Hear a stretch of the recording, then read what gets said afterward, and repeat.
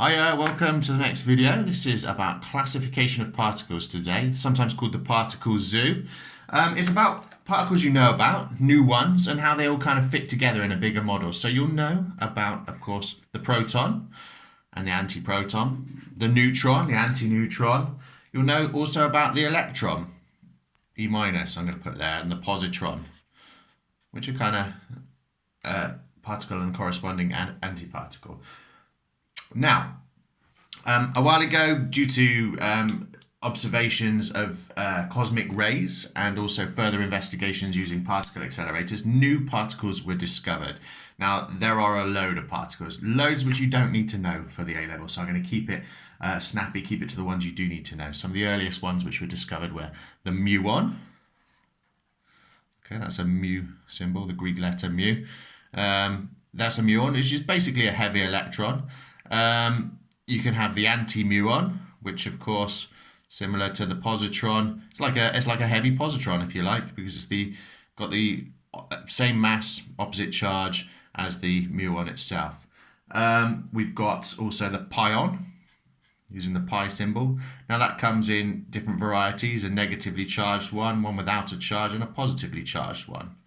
Okay, and the kaon, again, which comes in three varieties. That's a capital K, just FYI. Charged negatively, positively, and without charge. So how do these all fit together? These were all discovered. Like classifying animals, physicists like to classify these into groups, so they went about doing that based upon their properties. Just a quick reminder back to what we were looking at before.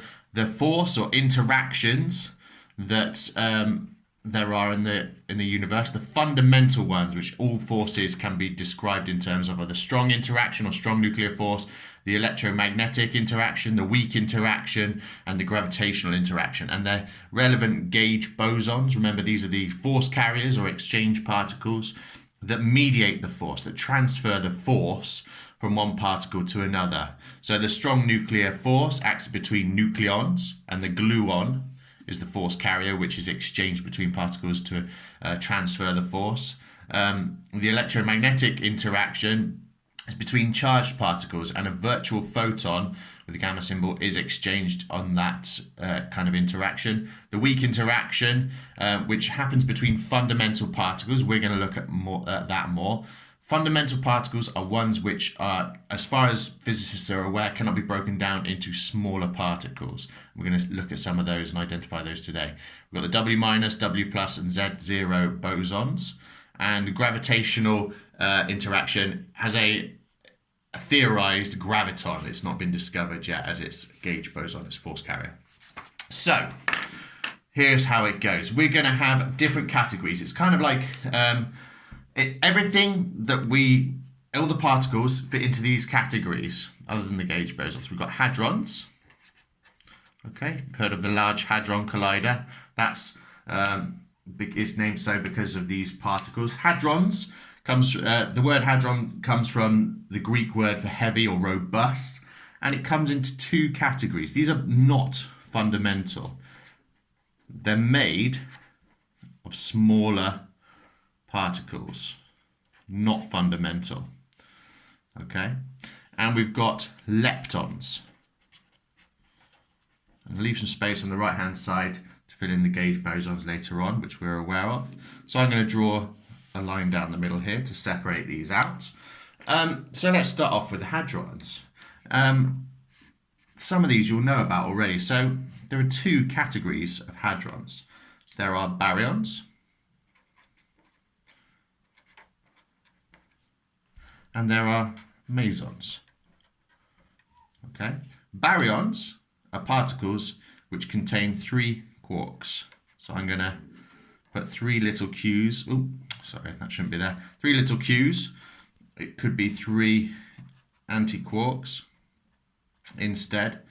And these are three quarks which make every baryon. Now, to put this in more simple, more familiar terms, you'll be very much aware of the proton.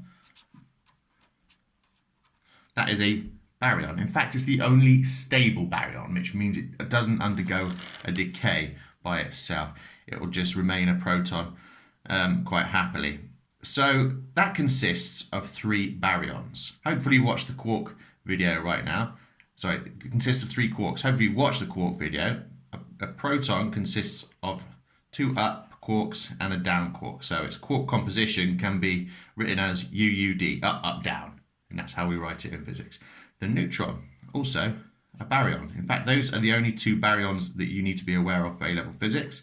Neutron is up, down, down. Those are the 3 quarks which make it up. Because they're both made of 3 quarks, they are baryons. Okay? Mesons are those new particles. Some of those new particles are examples of mesons. Mesons consists of a quark and antiquark combination. Okay, a quark-antiquark pair. Now, we saw the pions. That's pion minus, pion 0, pion plus. These are all examples of mesons because it consists of quark and antiquark. Also the kaons.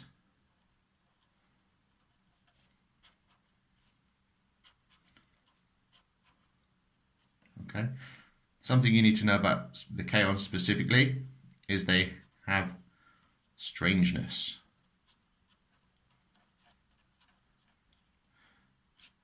What you'll know about the quarks from the quark song is the fact that there are strange quarks, and kaons will either have a strange quark or an anti-strange quark in their composition as one of their quark-antiquarks in their combo. Right, so hadrons, what kind of combines, why have they been fit into these categories? Generally, they tend to have more rest mass, but they also are subject, meaning they can have this exerted on them, subject to the strong interaction.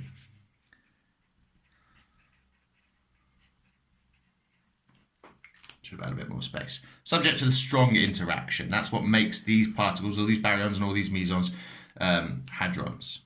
Now, it says that they're not fundamental here, but actually, quarks, as we know, are fundamental. So the ups, the downs, the stranges, those are the only quarks you actually need to know about. Those are all examples of fundamental particles in something that's bigger, which is not fundamental because it's made of the smaller stuff. All right, let's move on to leptons then. So in the world of leptons, leptons comes from the word, the Greek word for light, and these are fundamental. They are not subject to the strong interaction, which is why they're in a separate category. Okay, so these are not fundamental. One you are most familiar with, of course, is the electron.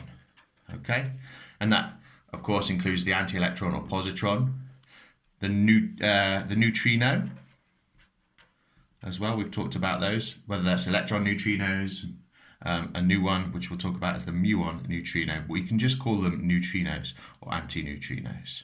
And I'm drawing the symbol, the muon as well. So we've got the electron, we've got the neutrino, and we've got the muon. There is also another one, which I'm going to put in brackets because you don't need to know about it, but you might see it in some videos or something, the tau particle, okay? But don't worry about that. You don't need to know about that for A-level physics.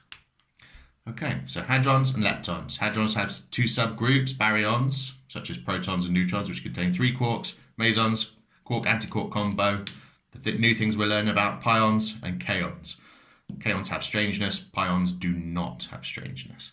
Leptons are fundamental particles. They're not subject to the strong interaction like the hadrons are. And we know about the electrons, we know about neutrinos. Muons, heavy electrons, those are a new thing for us. And then the final kind of category, I just don't want to leave it out really, are the gauge bosons, the force carriers. And we'll know about, for the gluon,